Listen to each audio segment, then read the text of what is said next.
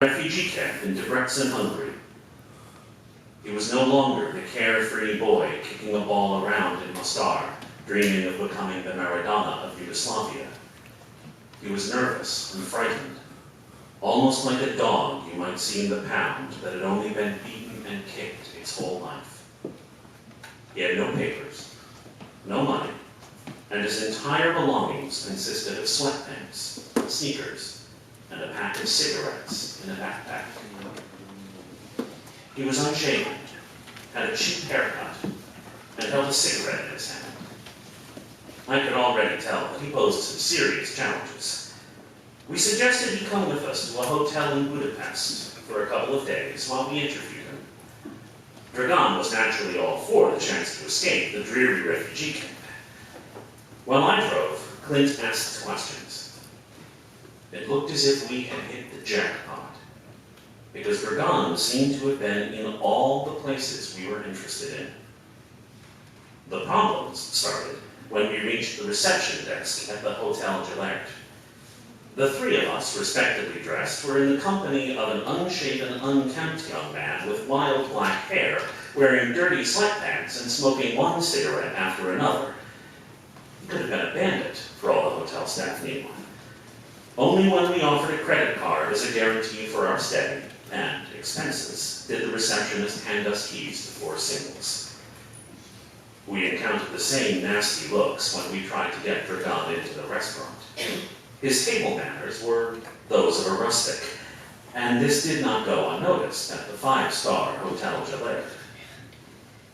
We didn't care. What he had been through and all he had seen put him at the top of our witnesses to cultivate. After all, he had moved around with the Red Berets, one of the most notorious of the special units set up by Serbian state security as Yugoslavia disintegrated into its bloody nightmare. After our first preliminary interviews, we drove Dragan back to Debrecen. We arranged a passport for him at the Bosnian embassy in Budapest. I called Dragan to tell him to pack his personal belongings, such as they were. He didn't tell anyone at the refugee camp. He simply caught the next train to Budapest. There he met me as if I were an old friend. We picked up his passport, got him a visa to the Netherlands on the spot, and the next day we went to board our plane. While waiting at the gate, Dragan told me, flat out, either they let me smoke on the plane, or I ain't going nowhere. I was able to coax the flight attendant into allowing him to smoke a cigarette on the steps of the ramp. God, that was a sight. The plane was full of jet fuel, and Dragan was standing there lighting one cigarette after another and flicking the butts on the tarmac. I was standing at the doorway, sweating buckets, not just from the heat, but also from the thought that they were going to throw us out of the airport and I'd have to stay in Hungary with this guy. I finally managed to get him into the plane. The attendant slammed the door shut, and we departed. Fortunately, Dragan fell straight to sleep, and so did I. The Dutch police and employees from the Witness Protection Division were waiting for us at the exit from the plane. They loaded us into a car for the drive to The Hague. On the way, Dragan demanded a stop for a cigarette, and smoked 3, just to make sure he could make it the rest of the way. I left him at the tribunal building with a reminder that we would begin a detailed interview the next day. We picked up his story in Mostar, the historic city whose famed stone bridge, built in the Ottoman era, had been destroyed by besieging Croatian forces in 1993. Right after Dragan's mother turned him into the authorities, he was sent to a cell in the local garrison. During the night, he managed to send a message to his girlfriend, who arrived the next day with 1,000 German marks. Dragan used the money as a bribe to escape.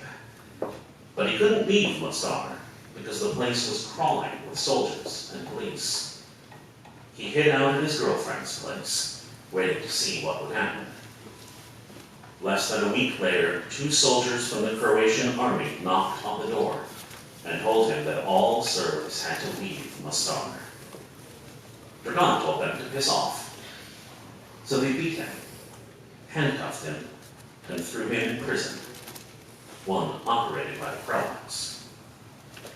After 2 days behind bars, he was exchanged for a Croat who had been arrested by Serbian police. The good news soon soured, when instead of getting his freedom, he was sent to another prison, this one run by Serbs in the town of Trebinje. He was interrogated and then shipped to an area called Buna, where there was a camp run by the White Eagles, a group of Serbian radicals. When given the choice between fighting or sitting in prison, he chose to join the White Eagles. He was given a gun, put inside a truck with a heavy machine gun mounted on top, and sent off to fight the Croats. It didn't take long to come across a Croatian squad. In a matter of seconds, he found himself in the middle of crossfire. "We saw these Croatian soldiers running out of some houses along the side of the road," he recalled. "As soon as they saw us, they started firing, and we returned it. I jumped off the back of the truck and hid in the bushes. I prayed I wouldn't get hit, because several Serbian soldiers with me on the truck were already lying on the ground, all bloody and looking like they were dead. It was the first time I'd ever seen someone die. I was so afraid that I began crawling to one of the buildings so I could hide inside it. I made it and crouched up against a wall and waited. The shooting wouldn't stop. I told myself, I'm no damn hero, and this certainly isn't my war. Finally, the shots died down, and I figured it was my best chance to get to safety. I slowly crawled to the corner of the building, got up on my feet, and peered around the corner. I saw this Croatian soldier doing the same thing I was doing, almost like I was looking at my reflection in a mirror. We stood there, face to face, for several seconds, but it felt like hours. With our eyes still locked on each other, we both pulled the triggers simultaneously, but because our guns were pointed toward the ground, the bullets started ricocheting everywhere. The noise was deafening. The rocks and dirt were flying everywhere, but neither of us was hit. I was completely paralyzed with fear, but just then my survival instincts kicked in. I bolted for the nearby woods and dived into the first bushes